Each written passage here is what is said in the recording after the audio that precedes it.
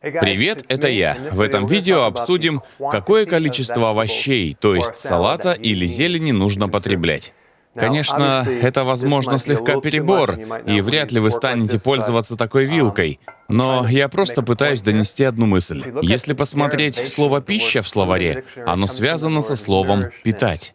Питание. То есть мы едим, чтобы питать организм, обеспечить его питанием. Таково предназначение еды или пищи. Если зайти с другой стороны и посмотреть, сколько пищи нужно съесть, чтобы получить это питание, то мы сможем рассчитать количество. Организму нужно то, что называется РСНП — различных нутриентов, рекомендованная суточная норма потребления. То есть дневная норма нутриентов, нужная для поддержания организма. Это витамины, макро- и микроэлементы, аминокислоты, белки, жирные кислоты. Но большинство витаминов и элементов нужно брать из зелени, листовой зелени. Если же посмотреть, сколько зелени вам необходимо, это, скорее всего, гораздо больше, чем вы обычно ели. Возьмем хотя бы калий. Организму необходимо 4700 мг калия каждый день. Это при весе 90 килограмм. Если вы весите вдвое меньше, вам хватит и половины. Но давайте посмотрим. В одном банане около 300 миллиграммов калия. И очевидно, ради 4700 миллиграммов придется съесть гору бананов, а сахар в них создаст много проблем. И вопрос в том, сколько зелени и листовой зелени нужно в день. Поговорим о листовой зелени. Его вам нужно от 7 до 10 стаканов. При небольшой комплекции может хватить и 5 стаканов. Если же человек крупный, то ему нужно 10 стаканов. Если пересчитать в граммы, то 1 стакан — это около 30 граммов. Вот здесь где-то полкило зелени. Это 16 стаканов. В этой упаковке 16 стаканов зелени. Как раз около полкило.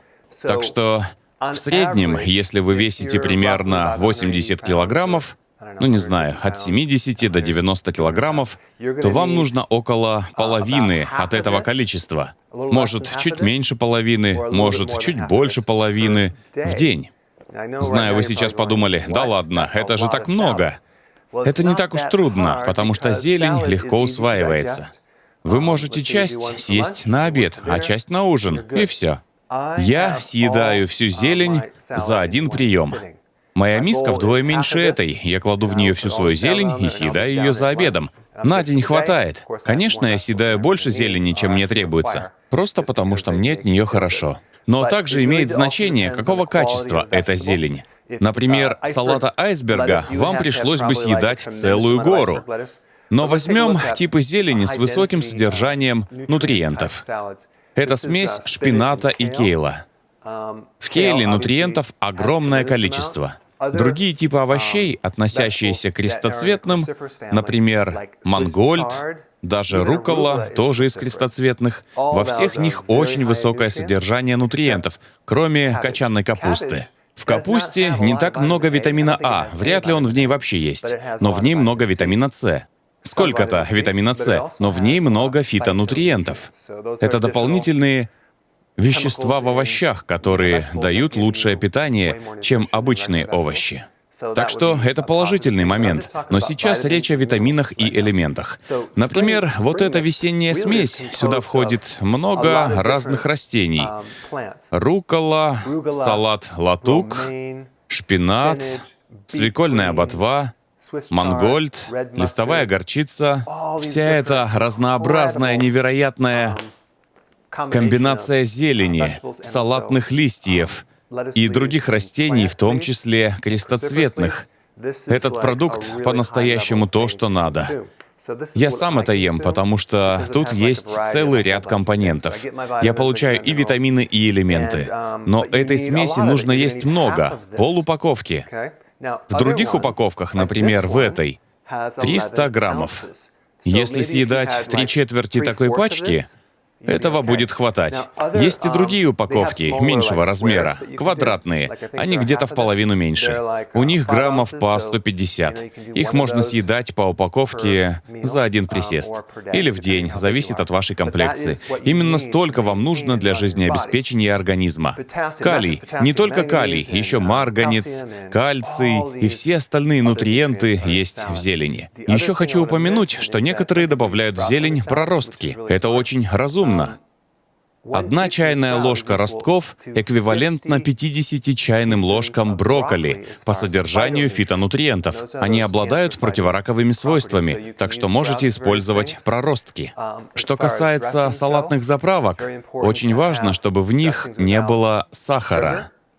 Или очень мало сахара. В заправке Newman's Own всего 1 грамм сахара на 1 или 2 столовых ложки.